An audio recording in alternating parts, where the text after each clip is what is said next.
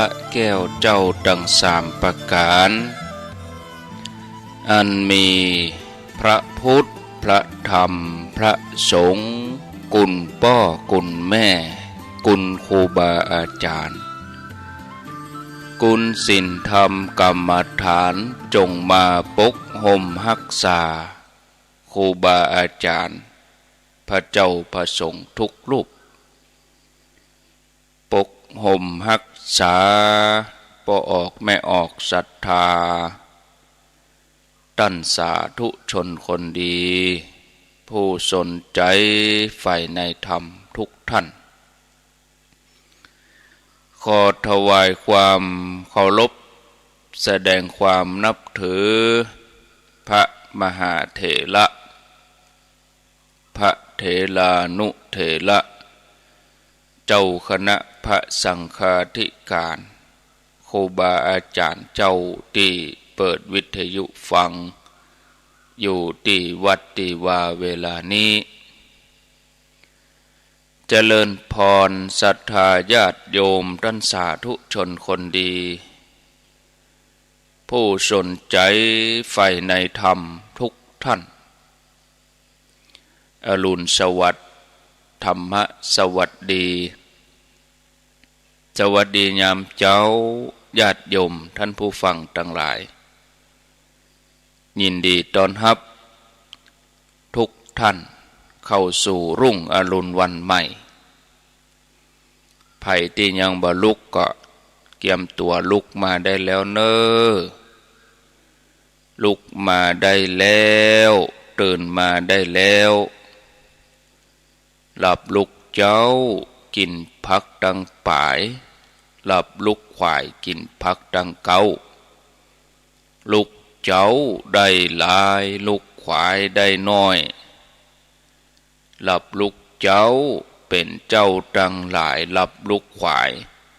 ป่าเฮือลูกหลานเป็นนี่เป็นข้าเน้อตื่นมาเหียเน้อลุกมาเหียเน้อลุกเน้อลุกเน้อลุกลุกลุกลุกลุกตื่นตื่นตื่นตื่นตื่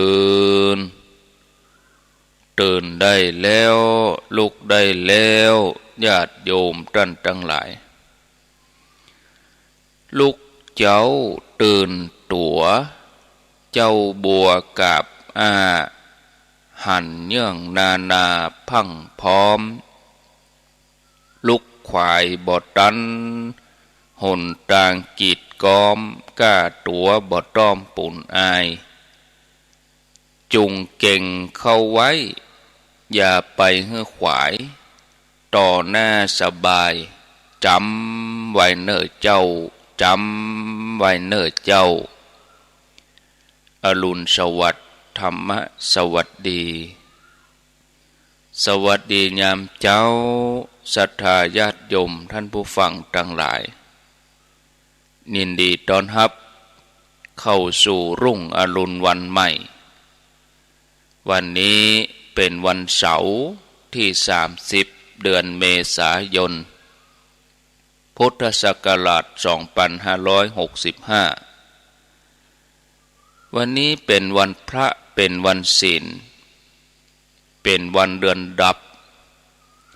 เดือน7เหนือแฮม14ค่ำเดือนกี้ดับกู้ดับ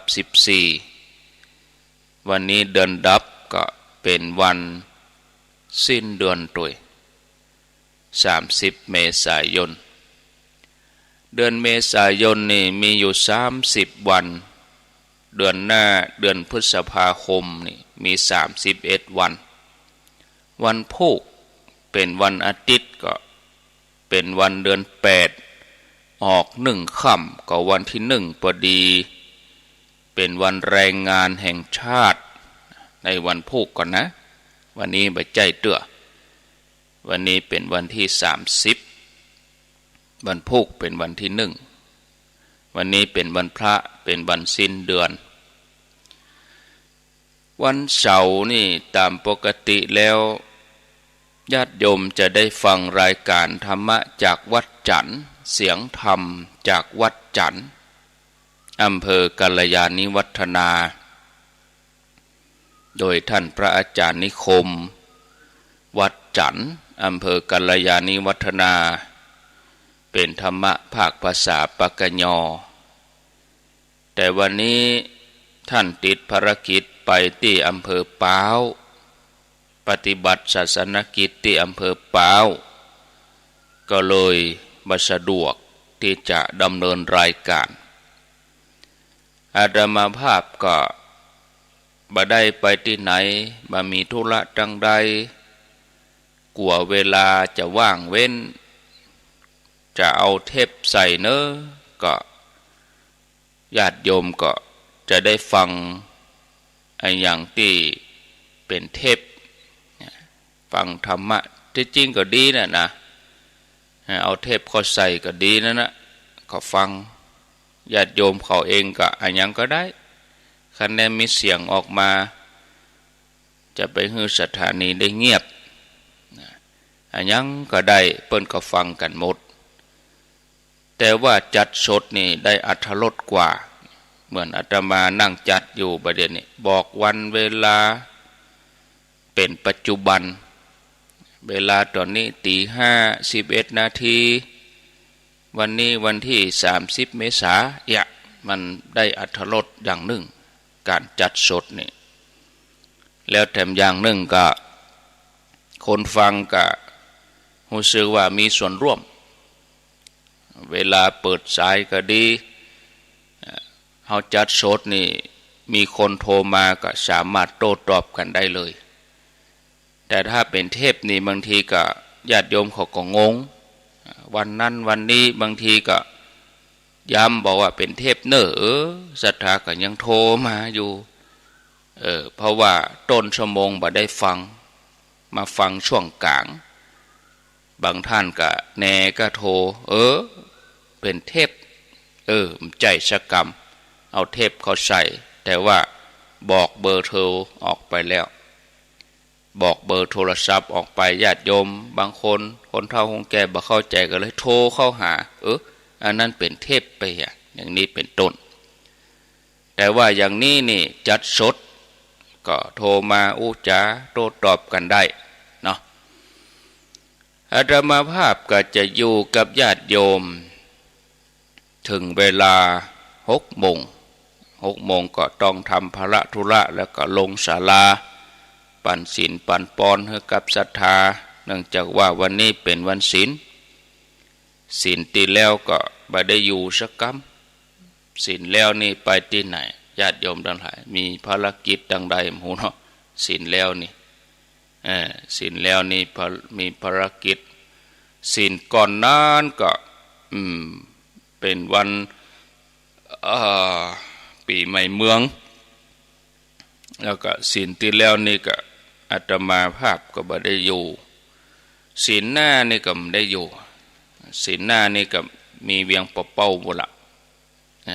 เพราะว่าวันที่6นี่จะออกเดินทางไปละไปที่สันต่องานวางศิลาฤกษ์สร้างศาลาปฏิบัติธรรมศาลาการประเรียนที่ทุ่งเศรษฐีสันต่อตำบลบ้านโป่งอำเภอเวียงปะเป้าจังหวัดเชียงรายอาตมาก็ไปวันที่6 7 8ปิกวันที่9เนี่ยศรัทธาญาติโยมเนาะส่วนการจัดรายการนี่ก็ถ้าเป็นเวลากับภาคเวลากับปกติจัดรายการปกติศรัทธาญาติโยมท่านผู้ฟังเนอะวันศุกร์ก็รายการปกติวันเสาร์ก็ปกติวันอาทิตย์ก็รายการก็ปกติเหมือนเดิมบ่มีอันอย่างเปลี่ยนแปลงเอาละญาติโยมท่านทั้งหลายมาปะกันแล้วบ่เฮอได้ขาดแคลวเสียเวลาเจ้านี้จะนำเสนอสาระธรรมะเรื่องวิธีอยู่อย่างมีความสุข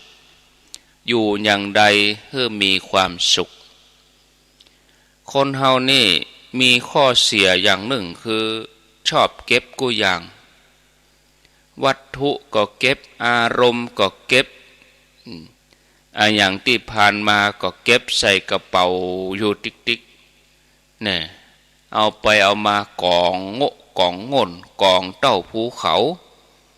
เก็บใบกับตัวเก่ามากมาย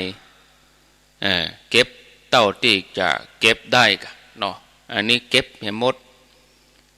ถ้ามีปอที่จะวางของได้ศรัทธาญาติโยมจันวางก็ดีที่วางของก็ดีมันจะนักขึ้นถ้าเราเก็บโดยอารมณ์หวงแหนเก็บโดยความโลภเก็บโดยความตระหนี่อันนั้นมันก็เป็นกิเลสเกิดขึ้นในใจเนี่ยคือเป็นภาระเป็นกังวลนิสัยคนเฮาชอบเก็บอย่างนี้เพราะฉะนั้นก็เลยเก็บไปถึงอารมณ์ที่ว่าเป็นสิ่งที่บ่มีตัวตนอะไรยังมันเป็นนามธรรมที่เกิดขึ้นแล้วดับไปมีแล้วหายไปแต่ว่าเฮาบ่ฮื้อมันดับเฮาบ่ฮื้อมันหายเฮาเก็บไว้อยู่เก็บกำอู้เก็บความรู้สึกกำอู้ที่เฮาพอใจความรู้สึกที่เฮาถูกใจเฮาก็ยังไปเสาะค้นเอามาทำความขุ่นมัวให้เกิดขึ้นในใจเฮาอยู่เหมือนกับขยะเฮาชอบไปค้นออกก็เดี๋ยวก็เก็บเอาใส่แถมกึดจะได้ก็ค้นออกมาแถมขยะมันเป็นของบูดของเน่ามันก็ติดมือเฮาก็ตึดหูดังมันเหม็นเนี่ยญาติโยมลองคิดพิจารณาญาติโยมลองกึดเพราะว่าในชีวิตของเฮาเนี่ยเก็บอันหยังไว้พ่องเรื่องผ่านมาเป็น5 ปี10 ปี20 ปีสิ่งดีๆยังบ่เก็บบางทีกึดถึงอันนั้นบ้าของเฮาเมื่อ5 ปีที่แล้วนะคนนั้นทำเมื่อเฮาถูกใจเมื่อ10 ปีที่แล้วนะเรื่องเก่าๆตั้งแต่สมัยก่อนสมมติว่าในสมัยเป็นละอ่อนเฮายังจำได้ว่าอันอย่างเกิดขึ้นในชีวิตของเฮาถ้าเพียงนึกแล้วก็ไข้หัวตัวเองก็บ่เป็นหยังแต่ว่าบางทีเฮานึกแล้วเฮาเศร้าใจน้อยใจในโจกชะตาตัวเก่าว่าเฮาเกิดมาบ่เหมือนเปิ้นเฮาเนี่ยยังทุกข์ยากลำบากเขาเนี่ยยังสะดวกสบายมั่งมีก้าวหน้าแต่ว่าเฮานี่เป็นจะได้ทำอย่างใดก็บ่รอดเกิดความน้อยเนื้อดำใจในตัวเองว่ามีสภาพอย่างนี้อันนี้ก็เป็นทุกข์ญาติโยมทุกข์เพราะอันหยังทุกข์เพราะว่าไปเอาของเก่ามาพอเอาของเก่ามาดูมาพอก็พอไปด้วยความทุกข์ความเศร้าใจบ่ได้พิจารณาด้วยปัญญาพอด้วยความหลงผิดพอด้วยการเข้าใจผิดก็เลยเกิดความทุกข์เดือดร้อนอย่างที่เฮาทั้งหลายบางคนนี่อายุนักแล้วแต่ก็ยังกึดถึงเรื่องเก่าเรื่องหลังทำให้ทุกข์ใจเสียใจของเก่าที่ผ่านไปแล้วก็เอามากึดเนี่ยคือเป็นทุกข์อันนี้มันบ่ดีบ่ควรจะกึดอย่างนั้นถ้าเอาความคิดแต่เพื่อศึกษาเรื่องชีวิตเพื่อให้หันว่าชีวิตเฮานี้ผ่านอันหยังมาดีพ่องชั่วพ่องสุขพ่องทุกข์พ่องได้พ่องเสียพ่องชีวิตมันมีขึ้นมีลงจนอายุป่านนี้เฮาก็จะพอหันความจริงอันหนึ่งว่าบรรดาสิ่งทั้งหลายที่เกิดขึ้นแล้วมันก็หายไปวันที่29 28แต่ว่าวันซืนก็หายไปบัดเดี๋ยวนี้เฮาควรอยู่กับวันปัจจุบันขันนะเนี่ยญาติโยมทั้งหลายมันเป็นอย่างนี้แล้วเดือนเมษาก็จะจากเฮาไปตลอด เดือนเมษาของปี65นี่ก็บ่มีแหมแล้วมีเดือนเดียวเลยเดือนเมษาปีหน้ามันก็เป็นปี66เดือนเมษาปี65มีเดือนเดียวเลยปีหน้าเป็นปี66ไปเสียแล้วเนี่ยศรัทธาญาติโยมทั้งหลายเฮาพิจารณาเฮาก็จะหันความจริงว่าทุกสิ่งอย่างเกิดขึ้นมีดับหายมีอันอย่างเหลืออยู่กับเฮาเนี่ยทุกอย่างมันกลายเป็นความหลังกลายเป็นอดีตตี5ตะกี้ก็เป็นอดีตนาทีตะกี้ก็เป็นอดีตที่หายใจเข้าออกนี่คือปัจจุบันแถมกรรม6 โมงในเฮายังฮู้เตื้อว่าอันยังจะเกิดขึ้นเอาง่ายมันต้องไกวิทยุอาจจะดับกะอินเทอร์เน็ตบดีกะยังได้กะเฮาก็บ่แน่แม่นก็ญาติโยมทั้งหลายเอาง่ายๆอย่างคนนั่งกินข้าวอยู่ดีๆกินข้าวนี่คือว่าการรับประทานอาหารให้ร่างกายได้พลังงานให้ตัวเองได้มีกำลังกินไปกินมาแกนเข้าขอโทษนะบางคนตายเลยแกนผลไม้แกนกำเข้าเอาไหนบัดดันไหนกำเข้าไปบัดหลอดลมจักตายเนี่ยกินข้าวแต่เนี่ยญาติโยมเฮาบ่ฮู้หรอกอนาคตเฮาต้องอยู่กับปัจจุบันเนี่ยญาติโยมมันเป็นอย่างอีกูสิ่งกูอย่างนี่มันเป็นอดีตไปผ่านไปอย่างเฮาขี่รถผ่านไปเป็นบ้านหันป้ายหมู่บ้านหันลักกิโลลักกิโลมันเฮาอย่าไปไหนไปเชียงไฮ้เฮาหันลักกิโลอยู่ข้างทางมีคุดติดเหลืออีกกี่กิโลจะถึงเป้าหมายเฮาก็ผ่านไป1 กิโล2 กิโลผ่านเนี่ยมันเป็นอดีตไปเป็นอย่างเนี่ยขอให้มันเป็นความหลังจะไปให้มันเป็นความหวังแต่ถ้าเฮาปล่อยให้มันเป็นความหลังผ่านไปเนี่ยมันก็มีเรื่องอย่างก็มาถ้าเฮามีความหวังอยู่แล้วบางทีก็ทำเฮาวุ่นวายสับสนก็ได้อันนี้คือเฮาจะไปยุ่งญาติโยมทั้งหลายจิตใจเฮาจะไปฟุ้งเพราะเฮาเกิดมานี่บางครั้งเฮาก็ต้องการสะสมเลยมันก็เลยเป็นทุกข์ที่นี่เฮาเนี่ยจะได้ถึงเป็นสุขเฮาก็มาศึกษาธรรมะมาเรียนรู้ธรรมะมารู้ความจริงเพราะธรรมะนั่นคือการศึกษาความจริงคือการรู้ความจริงความจริงไอ้อย่างความจริงของโลกที่มันอยู่คู่กับโลกนี่มีทุกข์มีสุขมีลาภเสื่อมลาภมียศเสื่อมยศมีสรรเสริญมีถูกนินทาเนี่ยมีขาวมีดำมีทุกข์สมุทัยนิโรธมรรคอันนี้คือความจริงท่านผู้ฟังญาติโยมการเก็บอารมณ์ทั้งหลายไว้นั่นมันบ่ดีเฮาก็หัดปล่อยวางของเก่าไปแล้วก็บ่ควรเอาของใหม่เข้ามาเหมือนกับบทสวดมนต์ที่ว่าพลาหาเวปัญจขันธาขันธ์ทั้ง5เป็นภาระหนักเนอขันธ์ทั้ง5นี้ขันธ์5คือรูปเวทนาสัญญาสังขารวิญญาณสรุปแล้วได้แก่รูปและนามพลาหาเวปัญจขันธาขันธ์5เป็นภาระหนักเนอภาระหาโรจะปุคโลบุคคลนั่นแหละเป็นผู้แบกของนักป่าไปภาลาทนังทุกขังโลเกการยึดถือของนักไว้เป็นความทุกข์ในโลก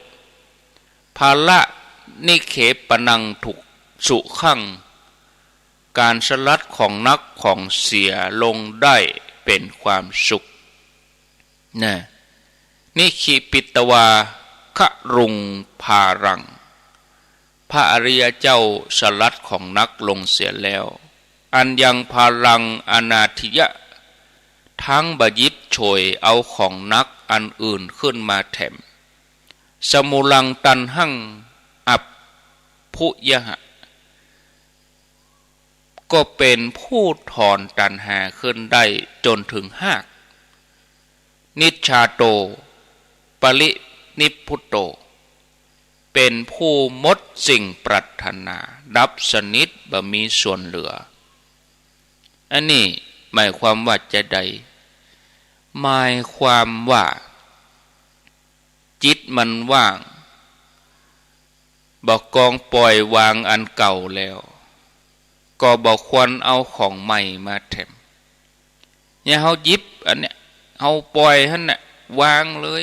ว่างเลยเฮาก็เตียวสบายเบาตัวเฮาอุ้มก้อนหินไว้หนักนักปล่อยวางเหนื่อยนักพักบ้างเฮานักเฮาก็วางเหี่ยเฮาก็วางเฮาก็ตัวเฮาก็เบาเตียวเบาเฮาก็ไปอุ้มอันใหม่ให้เหมาะมันก็นักแถมเหมาะเรื่องเก่าผ่านไปเรื่องใหม่มาแฮมเฮาควรจะทำจิตของเฮาว่างอินดูมันอินดูตัวเก่าอินดูจิตตัวเองเนี่ยคิดไปสปะบางทีมันโดยธรรมชาติมันไม่อยู่นิ่งนะญาติโยมทั้งหลาย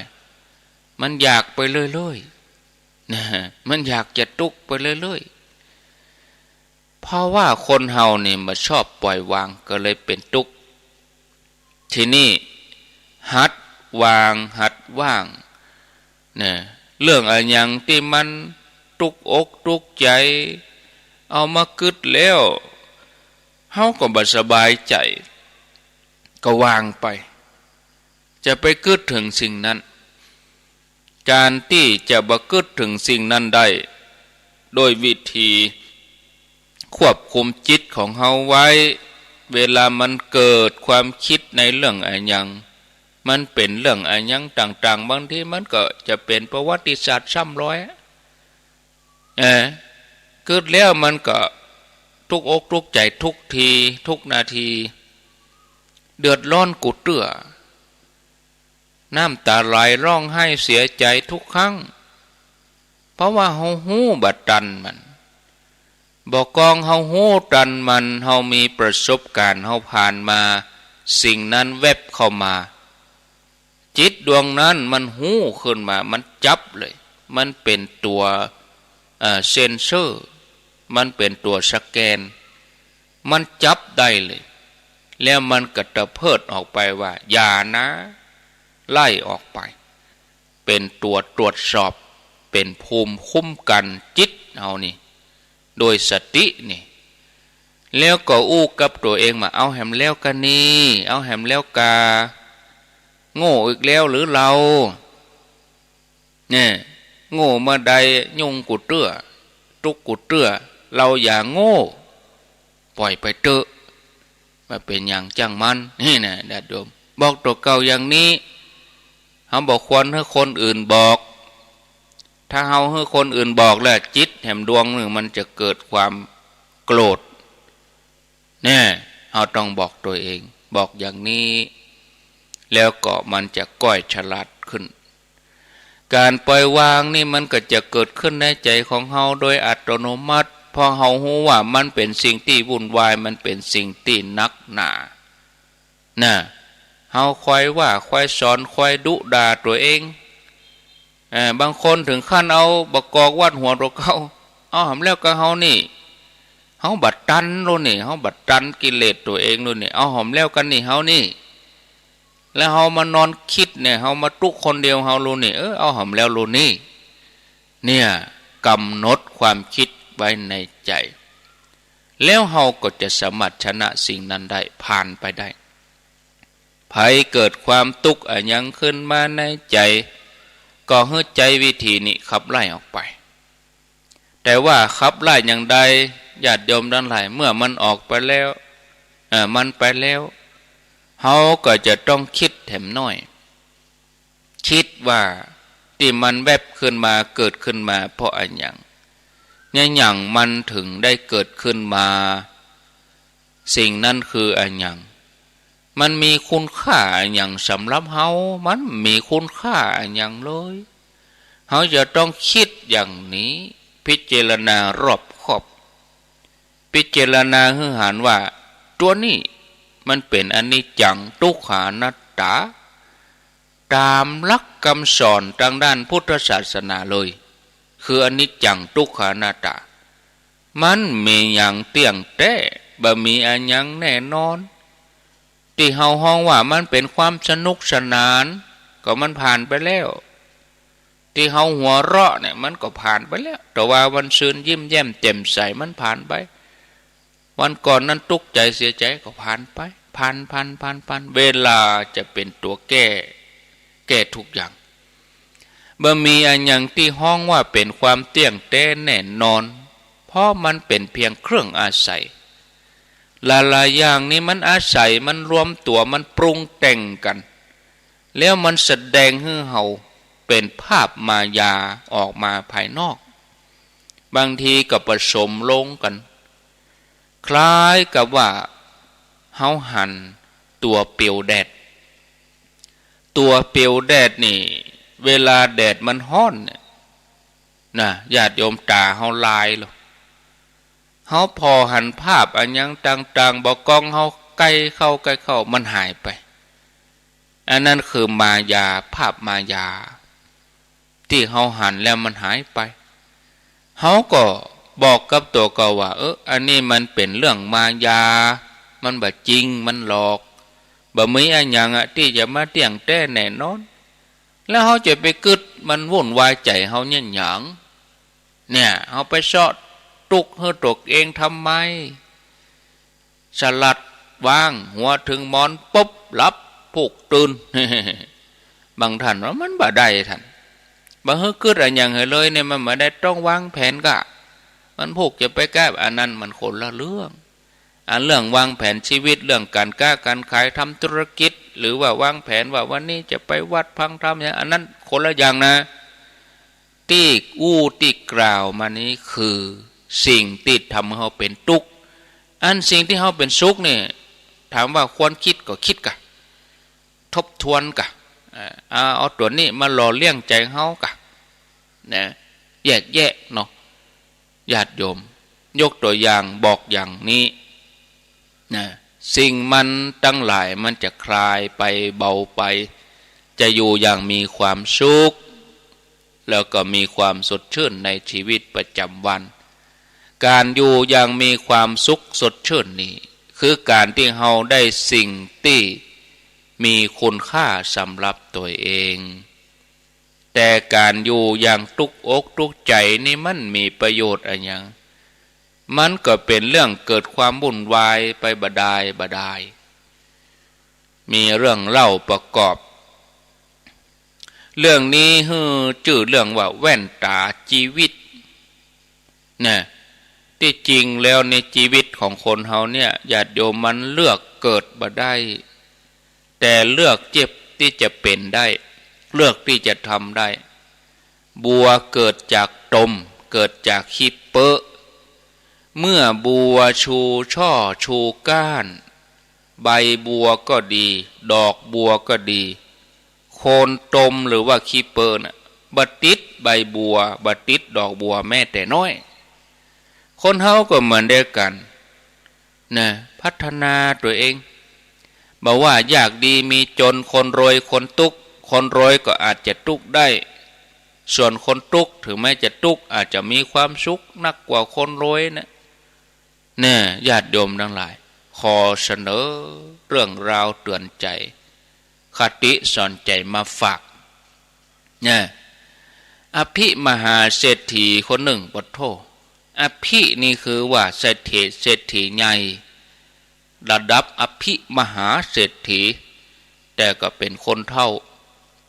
สุดแสนจะภูมิใจที่ลูกบ่าวนะ5 ขวบของเขากำลังจะเข้าโรงเรียนระดับ ระดับต้นๆโรงเรียนที่มีชื่อเสียงดังโรงเรียนดังโรงเรียนดีซึ่งท่านเศรษฐีบรรดาเจ้าหมู่ระดับเดียวกันเนี่ยก็ได้ไปเรียนโรงเรียนอย่างนี้เขาก็เป็นเศรษฐีมีเงินก็เลยมีปัญญาส่งลูกหลานเข้าโรงเรียนนี้โดยส่วนตัวของเศรษฐีเขาเองเขาก็อยากจะสอนให้ลูกเบาหู้จักการใช้ชีวิตในความเป็นจริงในโลกกู้กับการสอนทฤษฎีในโรงเรียนในวันหยุดเศรษฐีก็จะตะเวนปาลูกคนเดียวลูกเบาลูกตนไปแอวตามที่ต่างๆแล้ววันหนึ่งเขาก็กึดถึงหัวข้อการสอนวันนี้คือเรื่องความยากจนเพราะเขามีความเชื่อว่าลูกบ่าวของเขาคงจะบ่ฮู้จักแน่นอนเพราะเกิดมาจับครอบครัวมีฐานะคงบ่ฮู้จักความจนก็เลยพาลูกบ่าวไปเยี่ยมครอบครัวของเจ้านาครอบครัวหนึ่งแล้วก็พักอยู่กับเจ้านาเป็นเวลา1 วัน1 คืนแล้วก็ปิกมาที่คฤหาสน์ของบ้านของเขาบ้านคฤหาสน์ของเขามหาเศรษฐีจะทดสอบว่าลูกบ่าวได้อย่างพ้องจากการไปพักกับเจ้านาผู้ยากจนลูกบ่าวตอบคำถามผู้เป็นพ่อว่าเขาขอขอบคุณอย่างมากที่พ่อได้ไปปะเจ้านาไปนอนพักแรมอยู่ที่นั่น1 คืนทำให้เขาได้พบว่าเจ้านามีหน้าที่ทำงานทำนาท้องนากว้างใหญ่ในขณะที่พ่อมีเพียงห้องสี่เหลี่ยมกว้างกับประมาณ4 เมตรใหญ่ที่สุดห้องนอนเนี่ย4 คูณ 4 เมตรนะแต่ก็ยังน้อยกว่าห้องทำงานของเจ้านา ห้องทำงานของเจ้านานี่พอไปสุดเจนหูเจนตากว้างห้องทำงานของพ่อได้มีแค่สี่เหลี่ยมอาหารที่เจ้านาได้รับประทานได้กินสามารถเสาะหาได้ตลอดเวลาแล้วก็หาได้รอบๆบ่ต้องซื้อหาพักไม้ใช้เครือในน้ำมีปลาในนามีข้าวพักแว่นพักนอกป่ากะปูกะเนี่ยมีของกินตลอดเจ้านาในขณะที่บ้านของเฮาเนี่ยตู้เย็นแค่สูงแค่1.80 ตู้เย็นกว้างแค่80 เซนมีต่ออันเวลาจะกินอะไรอย่างเนี่ยต้องออกไปเสาะซื้อเนี่ยเวลาจะรับประทานก็มีเปื้อนอู้อย่างพร้อมหน้าพร้อมตาพ่อแม่ลูกน่ะเจ้านาเวลากินข้าวกินอาหารในขณะที่ตัวเองนั่งกินข้าวบนโต๊ะอาหารเป็นโต๊ะหินอ่อนโต๊ะไม้สักยาวเป็น10 เมตรนั่งเก้าอี้ก็มีเก้าอี้เป็น9 ตัว10 ตัวแต่ว่าบางวันนั่งกินข้าวคนเดียวพ่อก็ไปทำงานแม่ก็บ่เข้าบ้านเตื้อแต่ว่าเจ้านาถึงเวลากินข้าวพร้อมหน้าพร้อมตาพ่อแม่ลูกของคนเจ้านานั่งซ้อนท้ายรถถีบจักรยานของพ่อกอดเอวพ่อแน่นเพื่อกลัวตกจากรถถีบแต่เขาเองนั่งรถตู้กันใหญ่โตไปโรงเรียนอยู่กับคนขับรถก็นั่งตั้งหน้าตัวเก่าก็นั่งตั้งหลังเป็นอย่างเงี้ยไปโรงเรียนไปไหนเนี่ยลูกเจ้านานี่ได้กอดเอวพ่อ แต่ผมไปโรงเรียนนี้ได้นั่งรถตู้ไม่ได้อยู่กับพ่อไม่ได้อยู่กับแม่ถึงเวลาไปกับคนขับเสียเจ้านานี่ถึงเวลาได้ดูแสงดาวแสงเดือนเป็นโคมไฟประดับบนท้องฟ้าสว่างตลอดเวลากลางคืนบ่ขาดแคลนแต่ตัวเฮาเป็นลูกเศรษฐีต้องเอาไฟมาส่องเพดานแต่ว่าเป็นไฟวิบวับวิบวับแปลงเป็นดาวเป็นเดือนบ่ได้หันของจริงเจ้านาเจ้าบ้านมีหัวบ้านเป็นแม่น้ำเป็นภูเขากว้างสุดลูกหูลูกตาแต่เฮาเองมีบล็อกเป็นกำแพงสูงโป้นหัวพื้นที่บักกี้ให้เจ้านามีเปื้อนเล่นคือจิ้งหรีดคือกบคือหิ่งห้อยหลายร้อยหลายปันแต่เขาเองบ่มีอะไรอย่างเลยผู้เป็นพ่อเมื่อได้ฟังลูกอู้ก็ดักปิ้งผู้เป็นลูกก็ซบตาพ่อแล้วก็มาบอกว่าขอบคุณพ่อครับที่ช่วยให้ผมสำนึกว่าเฮาทุกข์ขนาดไหนญาติโยมเนี่ยที่นี่ลูกก็ว่าญาติโยมว่าบอกให้พ่อว่าเนี่ยเฮาทุกข์เหรอเปิ้นน่ะหันตัวก็ญาติโยมเรื่องแว่นตาชีวิตเนี่ยมันเป็นสิ่งที่น่าคิดเฮาคิดเพราะว่าโลกจะเปลี่ยนแปลงสักเท่าใดถ้าเฮาก็คนเปลี่ยนมาเป็นพอใจในสิ่งที่เฮามีแทนที่เฮาจะดิ้นรนไขว่คว้าเพื่อสิ่งที่เฮาหวังแล้วเฮาได้มาฉะนั้นขอให้เฮาพอใจในสิ่งที่เฮามีอยู่โดยเฉพาะอย่างยิ่งคนในครอบครัวของเฮาคนใกล้ชิดเพื่อนร่วมงานบริวารลูกน้องคนที่เข้าอกเข้าใจไผก็ได้ถึงแม้ไม่ใช่พี่ใจน้องกันก็วงวานสายใยครอบครัวอย่างเอาทั้งหลายครอบครัวขึ้นสีขาวอย่างเงี้ยมันมีความสุขชีวิตของเฮาหนึ่งคนเนี่ยมันแสนสั้นเนี่ยแต่ละคนเนี่ยเฮาแบ่งปันความรู้สึกดีๆนะเหมือนที่เฮาเคยได้เนี่ยญาติโยมท่านทั้งหลายเนาะอุไปก็พอสมควรแก่เวลาอุไปก็เวยเวลานี่นะชีวิตของเฮานี่เหมือนดังแสงเทียนแสงเทียนเปรียบดังแสงปัญญาแสงไฟสว่างตาแสงธรรมะสว่างใจเนาะญาติโยมฟังธรรมะก็เป็นตัวทำให้จิตใจเฮาสว่างไสวอาตมาภาพก็บรรยายมามาก็หันว่าเวลาพอสมควรแล้วขณะนี้เวลา 5:45 นาทีอาตมาภาพขอพักสักหน่อยพักสักน้อยแล้วกำเดียวปิกมาก็ก้อยโทรมาจะบอกเบอร์โทรก็ก้อยโทรมาศรัทธาทั้งหลายก็จะไปฟังไรนี้ไปไหนเตือนกำเดียวก็ก้อยมามาจากันเนาะญาติโยมท่านทั้งหลายพักสัก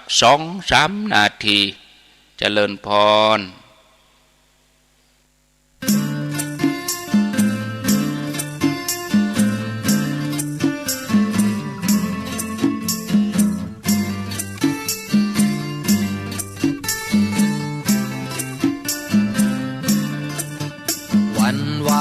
ไม่เคยกลับมา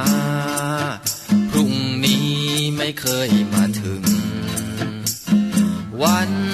นี้จึงเป็นวันสำคัญถ้า ำทุกวันทุกวันให้เป็นวันดีวันวานไม่เคยกลับมาพรุ่งนี้ไม่เคยมาถึงวันนี้จึงเป็นวันสำคัญทำทุกวันให้เป็นวันดี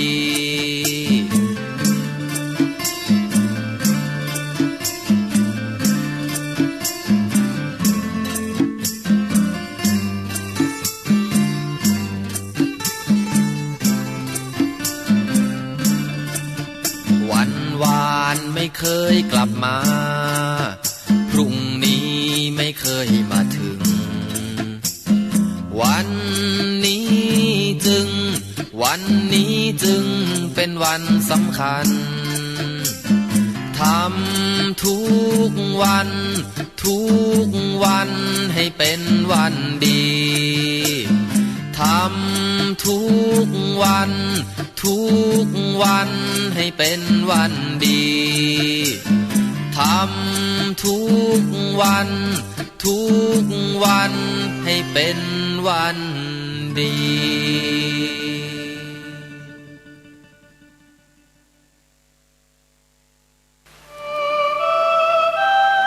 ชีวิตมนุษย์มีสุขมีทุกข์ดีใจเสียใจผ่านอุปสรรคและปัญหามากมายในแต่ละวันสงบนิ่งแล้วย้อนมองตัวเองวันนี้วันพระน้อมนำธรรมะสู่ชีวิตเตือนสติคนไทยทั้งชาติ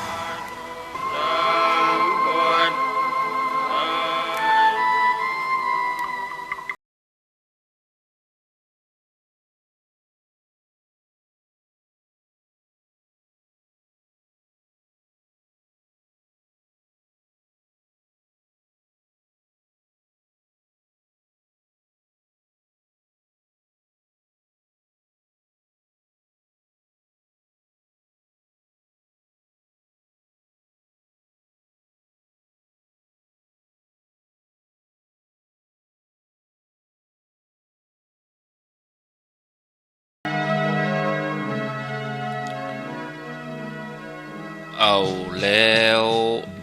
ศรัทธาญาติโยมท่านสาธุชนคนดีทั้งหลายได้ฟังธรรมะสาระประโยชน์ในเวลาที่พอสมควรเรียบร้อยแล้วก็ได้พักดื่มน้ำฉันน้ำเดินไปเดินมายืดเส้นยืดสายก็ผ่อนคลายลงไปปิกมาอยู่ด้วยกันแถมช่วงสุดท้ายท่านผู้ฟังกำลังรับฟังรายการเสียงธรรมแสงอรุณวันนี้เป็นภาคพิเศษตามปกติแล้วญาติโยมจะได้ฟังธรรมะภาคภาษาปากยอโดยท่านพระอาจารย์นิคมวัดจันทร์อำเภอกัลยาณิวัฒนาวันนี้ท่านไปอำเภอเป้าบ่สะดวกที่จะจัดรายการอาตมาภาพก็มาทำหน้าที่แทนประคับประคองเวลา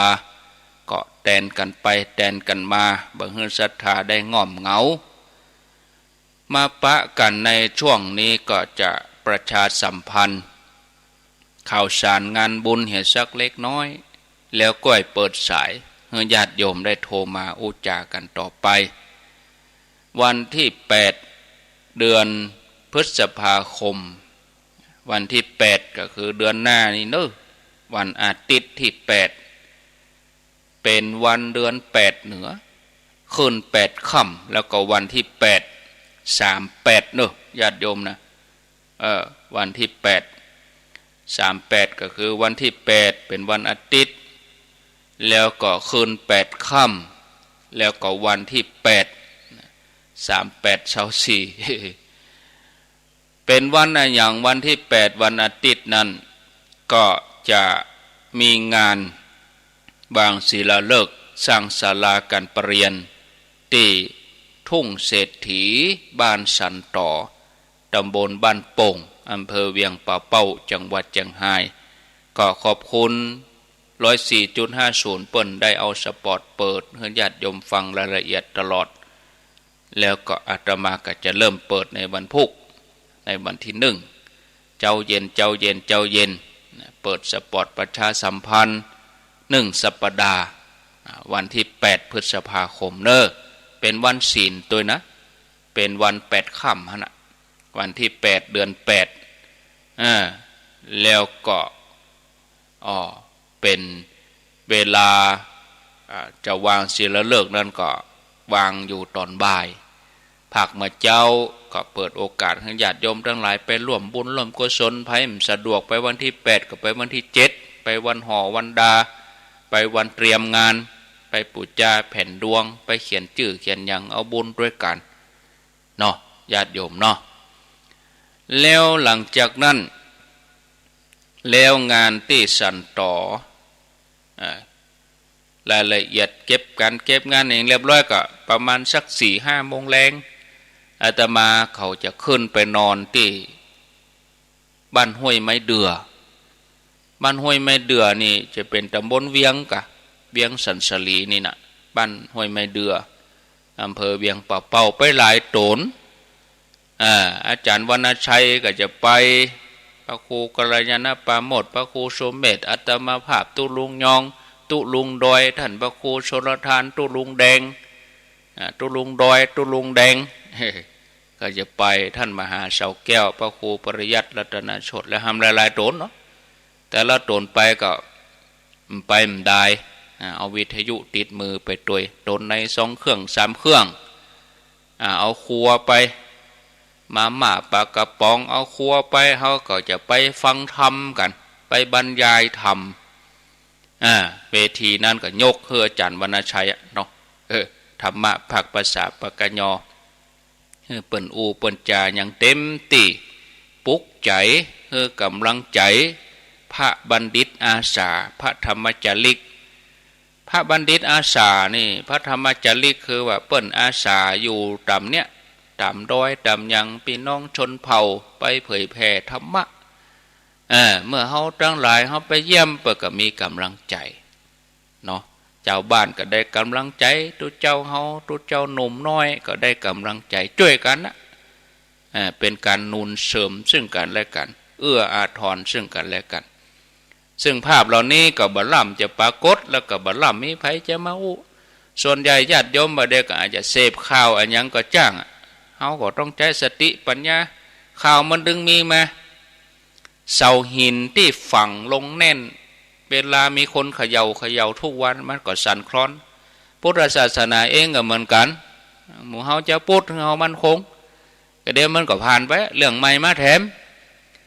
เมื่อก่อนยังเดือดร้อนแหละนี่ถ้าสมัยที่ครูบาเจ้าศรีวิจัยเปิ้นโดนตอนนั้นนี่จะเป็นข่าวมอกใดบอกว่าเนาะ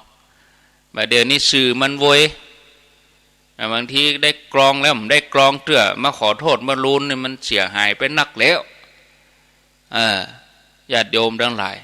อย่างบางสิ่งบางอย่างอย่าต้องหนักแน่นและมันคงกึดกับอันดีๆอย่างที่บอกนะกึดกับอันดีๆคนเฒ่าคนแก่นี่ห่วงจิตใจเปิ้นมันคงแต่คนหนุ่มนี่บางทีก็บางคนหันข้าวหันอย่างหันหลังให้วัดเลยก็มีเนี่ยเป็นห่วงแต่สื่อนี่มันโวยนะแบบเดียวเนี่ยมันคุดคุยอยู่นั่นน่ะเอาออกมาติ๊กๆนั้นญาติโยมทั้งหลายอย่างเนี่ยเขาคิดดูเนี่ยธรรมะเขาก็ฟังไปเขาก็ใจสติพิจารณาให้ดีนะอันเรื่องพวกนี้เขาบอกเราไปหูแล้วก็แล้วมันก็แล้วไปเขาบางทีเขาไปวิจารณ์เนี่ยอันนี้ก็ทำให้จิตเขาตกบ่ได้มันก็เรื่องไปผ่านไปมนุษย์โอ้ง่ายขอโทษเลยโยม ญาติโยมนั่นแหละมนุษย์ขี้เหม็น มันต้องไปอู้อย่างนักเนาะมันจิตใจคนเฮานี่มันอย่างใดแล้วเขาบอกต้องไปคิดจะแก้ไขอย่างนั้นเอาทำตัวเองปฏิบัติตัวเองนี่เนี่ยอยู่แล้วเขาบอกต้องไปคิดจะแก้ไขอย่างนั้นเนี่ยอยู่ไปประพฤติปฏิบัติไปอย่างที่ทำก็ทำได้ก็ทำตามกำลังตัวเอง ผ่านไปมันอยู่ไปมันเท่าไปติ๊กๆมันไม่ใช่หนุ่มไปติ๊กๆคนเอามันเท่าไปติ๊กๆถ้าเท่าไปแล้วยังกึดบ่ได้เท่ากับจบข่าวเนาะญาติโยมทั้งหลายมันธรรมดามากึดถึงญาติโยมท่านทั้งหลายพิจารณาธรรมะของพระพุทธเจ้านี่พระองค์ตรัสไว้นี่เยี่ยมยอดเลยอันนี้จังทุกขานัตตานี่นะโอ้สุดยอดแต่เกิดขึ้นตั้งอยู่ดับไปสิ่งต่างๆมีการเปลี่ยนแปลงไปเป็นธรรมดาไม่มีอะไรอย่างที่จะมันคงยืนยงอยู่ได้ตลอดชีวิตเราเองเนี่ยเรามาพอวันเวลามันผ่านไปเรื่อยๆแต่กี้เราสวัสดีมาเจ้าก็เดี๋ยวเราจะได้ลากันแล้วลารายการมั้งวะพวกญาติโยมบึดแมลงไว้ได้ปะกันนะญาติโยมนะเอาละพอเวลาแล้วก็เหลือให้4-5 นาทีใครจะโทรก็โทรมาเป็นนาทีทองเนาะก็เดินจะมาจะลารายการทำธุระแล้วก็มีพระคุณเจ้าแถมรูปหนึ่งเปิ้นจะมาทำหน้าที่แทนกุเตื้อเนี่ยจะมาจัดรายการ6 โมงหรอ6 โมงถึง 7แล้วก็วันเสาร์นี่ก็จะมอบเวลาให้เปิ้นไปเลยในเดือนพฤษภาคมก็เริ่มตั้งแต่วันนี้ไปเลยเนาะ